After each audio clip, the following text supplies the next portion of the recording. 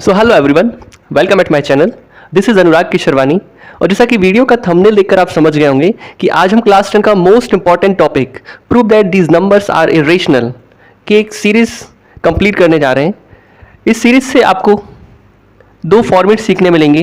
पहले फॉर्मेट में आप प्रूव करेंगे कि अगर रूट में ये वैल्यूज आ जाती हैं तो आप कैसे प्रूव करेंगे कि these values are irrational. Okay, you have to prove that, है ना। और सेकंड क्वेश्चन, जब वो आपसे इनकी कंपोजिट वैल्यू पूछ लेते हैं, जैसे 3 + 2√5 लाइक दिस 7√5, तो एक सीरीज आप इनकी पढ़ेंगे। ये दोनों सीरीज हम इसी वीडियो में इंक्लूड करेंगे। तो चलिए शुरू करते हैं। ये आपका 4 to 5 मार्क्स का क्वेश्चन हमेशा एग्जाम में पूछा जाता है। तो कैसे प्रूव करेंगे, आपको स्टेप्स पर ध्यान देना है। तो क्वेश्चन आपके लिए आएगा प्रूव दैट √2 इज इरेशनल। तो आपका जो फर्स्ट स्टेप रहेगा, लेट अज्यूम, आपको एक अजम्पशन लेके चलना है, the contradict that √2 is rational. Okay, आपसे प्रूव करना है इरेशनल, तो हम एक अपोजिट, एक कंट्राडिक्ट लेकर चलते हैं कि √2 इज अ रेशनल नंबर। जब आप इसे रेशनल प्रूव कर लेते हैं, रेशनल आप इसके लिए बता देते हैं, तब आप इसे a/b के फॉर्मेट में लिख सकते हैं। ठीक है ना। तो मैंने √2 को a/b के फॉर्म में लिख दिया, इक्वल में करके आपको लिख देना है। फिर यहां आपको बताना है कि जहां a and b are coprime integers, जहां a एंड b क्या है, को प्राइम इंटीजर है। मोस्ट इंपॉर्टेंट बात, b does not equals to 0 रहेगा। ओके, ये बात आपको जरूर बतानी है, b does not equal 0। Next step, b को आपको √2 के पास भेज देना है, क्रॉस मल्टीप्लीकेशन। फिर आपको बोथ साइड स्क्वायर कर देना है, ऑन स्क्वायरिंग बोथ साइड। जैसे आप इसका स्क्वायर करेंगे तो a तो a स्क्वायर में चेंज हो जाएगा, b b स्क्वायर में चेंज हो जाएगा, और √2 जब आप इसका स्क्वायर करेंगे तो स्क्वायर से स्क्वायर रूट कैंसिल होगा, तो आपको मिलेगा 2। तो ये 2b स्क्वायर लिख दिया। ठीक है ना। अब यहां से आपको एक लाइन लर्न करनी है। ओके, एक लाइन इसी से समझ के बता देनी है आपको कि therefore a square is divisible by 2, है ना। आप देखेंगे इस इक्वेशन में कि a स्क्वायर जो है वो 2 से डिविजिबल है। आपके लिए यहां मिला है 2b square equals to a square. अगर आप 2 को उस साइड ले जाते हैं तो a स्क्वायर डिवाइड बाय 2 हो रहा है। तो ये स्टेटमेंट ऐसा बताया गया है, ये आपकी बुक में थ्योरम 1.3 से रिलेटेड है। ओके, इस थ्योरम में ये बताया है कि अगर कोई नंबर, अगर किसी नंबर का स्क्वायर 2 से डिविजिबल है या 3 से डिविजिबल है, तो वो नंबर भी आपका 2 या 3 से डिविजिबल होगा। जैसे कि यहां पर a स्क्वायर अगर 2 से डिविजिबल है, सो a भी आपका 2 से डिवाइड हो जाएगा। इसे कैसे वेरीफाई कर सकते हैं, सपोज मैंने लिखा 2 से डिविजिबल कोई स्क्वायर नंबर 16, अगर 16 2 से डिविजिबल है, 16 को मैं लिख सकता हूं 4 स्क्वायर। तो 16 मतलब 4 स्क्वायर इस 2 से डिविजिबल है, और अगर मैं 4 से स्क्वायर हटा दूं तो 4 भी आपका 2 से डिविजिबल रहेगा। 16 की जगह अगर मैं लिखता हूं 64, 64 को आप लिख सकते हो 8 स्क्वायर। 8 स्क्वायर अगर 2 से डिविजिबल है तो स्क्वायर हटाने पर 8 भी आपका 2 से डिवाइड होगा। ऐसा करने पर आपको जो भी यहाँ डिवीजन के बाद वैल्यू मिलेगी, यहाँ 2 मिलेगा, यहाँ 4 मिलेगा। सपोज कि ऐसा करते गए आप, तो एक वैल्यू मिलती है c। सो आपको एक नया टर्म लेना पड़ जाता है। Now we can write a equals to 2c। Okay, यहां से आप जब भी a स्क्वायर को 2 से डिवाइड करोगे तो आपको थ्योरम से पता चलेगा कि a भी 2 से डिवाइड हो रहा है। तो जब आप a को 2 से डिवाइड करोगे तो आपको एक c कांस्टेंट मिलेगा, या c एक अलग इंटीजर मिलेगा। तो वो यहां बताया है। तो a इक्वल्स टू हो जाएगा आपके पास 2c। Okay, cross multiplication 2c के पास, तो a इक्वल्स टू 2c, एक नया मल्टीपल आपको मिलेगा। तो आपने लेट किया, we can write a equals to 2c for some integer c। फिर आपने इसका कर देना है स्क्वायर, तो a स्क्वायर हो जाएगा ये, और 2 स्क्वायर 4 और c स्क्वायर। फिर इसके बाद आपको इक्वेट करना है इन दो इक्वेशन को, ये भी आपकी a स्क्वायर के इक्वल है और ये भी a स्क्वायर के इक्वल है। तो 2b square equals to 4c square, 2 1 ज़ा 2, 2 2 ज़ा 4। तो आपके लिए क्या मिलेगा, b square equals to 2c square, b square equals to 2c square. फिर यहां से आपको एक नया स्टेटमेंट बताना है कि b square is divisible by 2, so b is also divisible by 2। Same statement है ना, थ्योरम 1.3 इसी की तरह, है ना। अगर b स्क्वायर अगर 2 से डिविजिबल है तो b भी आपका 2 से डिवाइड हो जाएगा। फिर इसके बाद की जो लाइन है, हो सका तो आप इसको याद कर लीजिएगा। इसके बाद की लाइन देखिए, so a and b have at least 2 as a common factor. अगर यहां √3 प्रूव करने बोला होता तो हम लिखते therefore a and b has 3 as a common factor. अगर √5 प्रूव करने बोला होता तो हम लिखते 5 as a common factor. But this contradict fact that a and b are coprime. This contradict arise because of our incorrect assumption. हमारा assumption क्या था कि √2 इज अ रेशनल नंबर, इसलिए कंट्राडिक्ट यहां पर बना है। सो हमारा फाइनली प्रूफ हो जाएगा, हेंस √2 इज इरेशनल। थोड़ा इतना आपको लर्न करना पड़ सकता है ये, लेकिन इस फॉर्मेट के लिए √2, √3, √5, √7, √11, कि ये जो वैल्यूज है इनके लिए ये वाला फॉर्मेट बिल्कुल फिक्स रहेगा, ठीक है ना। आइए √3 के फॉर्मेट में इसको अप्लाई करते हैं, सेम फॉर्मेट है, इसको हम सीधा अप्लाई करेंगे √3 के लिए, ठीक है। तो हमें प्रूव करना है √3 इज इरेशनल नंबर, तो पहला स्टेप √3 को आपने लेट कर लेना है, कंट्राडिक्ट √3 इज इरेशनल नंबर, है ना, पुराने वाले जैसा। फिर अब इसको आपने रेशनल लेट किया है, तो इसे आप a/b के फॉर्म में लिख सकते हो। फिर b को आपको भेज देना है 3 के पास, है ना, जहां ये बता दीजिएगा a और b are coprime integer, आपको b को भेज देना है √3 के पास, फिर आपको स्क्वायर कर देना है इसका और स्क्वायरिंग बोथ साइड, और फिर ये स्टेटमेंट जो कि पुराने वाले क्वेश्चन में हमने किया था वैसी स्टेटमेंट कि हाँ a स्क्वायर डिविजिबल बाय होगा 3 के, सो a भी आपका डिविजिबल होगा 3 से, है ना, वो पुराना स्टेटमेंट थ्योरम 1.3 है ना, कि अगर किसी नंबर का स्क्वायर डिविजिबल है तो वो नंबर भी आपका डिविजिबल होगा। फिर यहां पर अब 3 से डिविजिबल है ना, यहां पर लिखा हमने a स्क्वायर, यहां पर a स्क्वायर डिविजिबल बाय 3 है, तो a भी आपका 3 से डिविजिबल होगा। तो आपको जो डिवाइड करने पर जो c मिलेगा, जो इंटीजर मिलेगा, तो उसके हिसाब से आप इसको लेट कर लेना a इक्वल्स टू 3c, एक अनदर इंटीजर फॉर अनदर या some integer.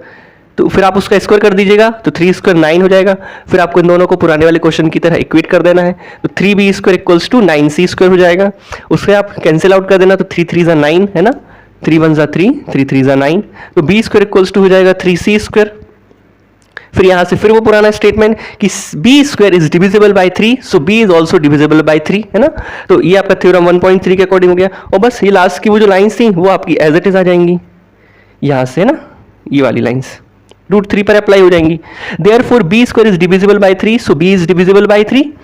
So a and b have at least 3 as a common factor. पिछले वाले में 2 as a common factor था, but this contradict fact that a and b are co-prime. This contradict arise because of our incorrect assumption. हमारा incorrect assumption क्या था कि हमने √3 को रेशनल ले लिया था. That's why √3 is irrational. Okay?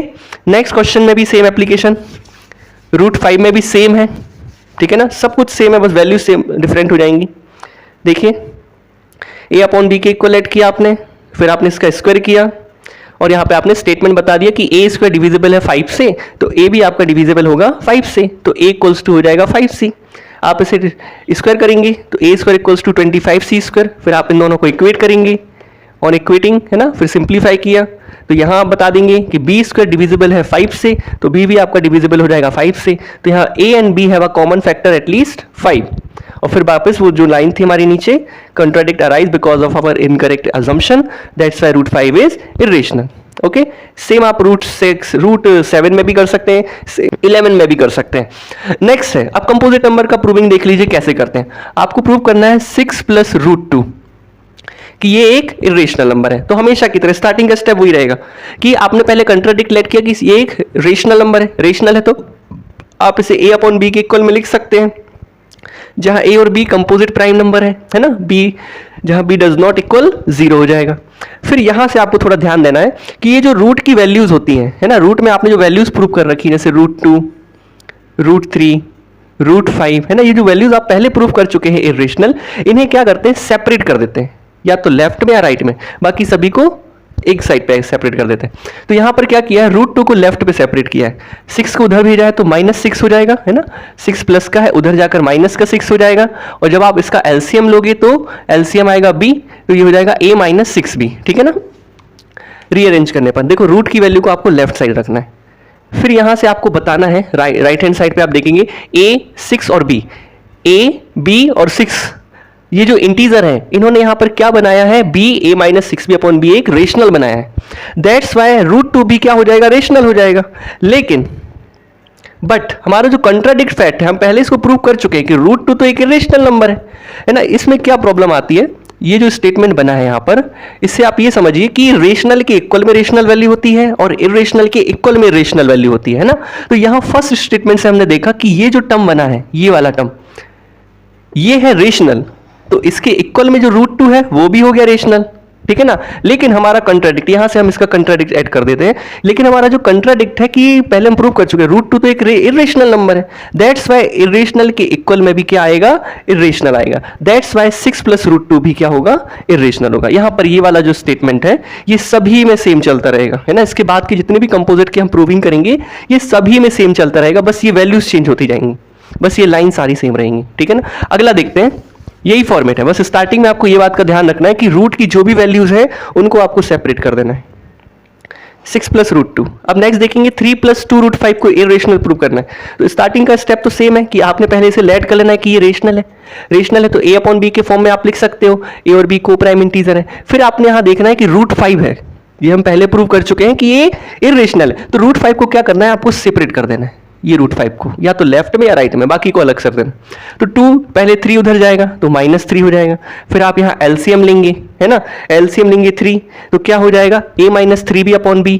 अब ये 2 उधर जाएगा तो मल्टीप्लीकेशन में है तो वो डिवीजन में चला जाएगा, तो देखिए अपॉन में क्या हो जाएगा 2b, ठीक है ना।